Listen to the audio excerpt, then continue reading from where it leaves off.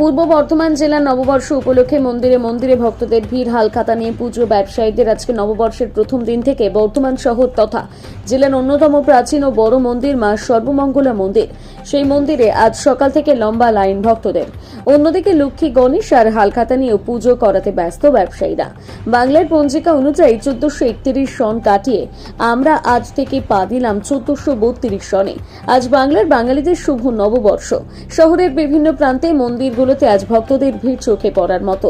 বছরভর মায়ের এই পবিত্র স্থানে ভক্তদের আনাগোনা লেগেই থাকে, কিন্তু বছর শুরুর দিনটিতে সেই সংখ্যা আরো কয়েক গুণ বেড়ে যায়। এবছর তার অন্যথা হলো না। পরিবার পরিজনদের মঙ্গল কামনায় অধীন অসংখ্য মানুষ এসে হাজির হন এই সর্বমঙ্গলা মন্দিরে পুজো দিতে। মন্দিরে চারিদিকের পরিস্থিতি সামাল দিতে এবং নিয়ন্ত্রণ রাখতে যাতে কোনো অপ্রীতিকর ঘটনা না ঘটে তার জন্য মোতায়েন করা হয়েছে পুলিশ বাহিনী।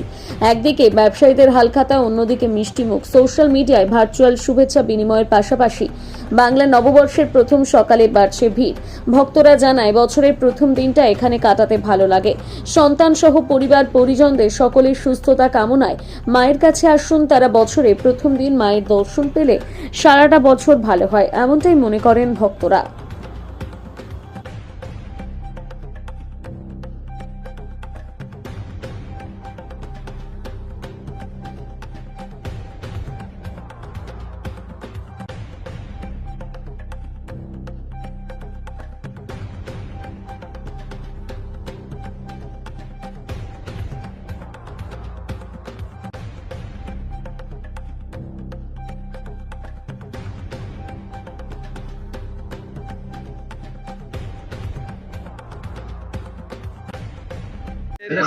সবাইকে শুভেচ্ছা ভালোবাসা জানাই।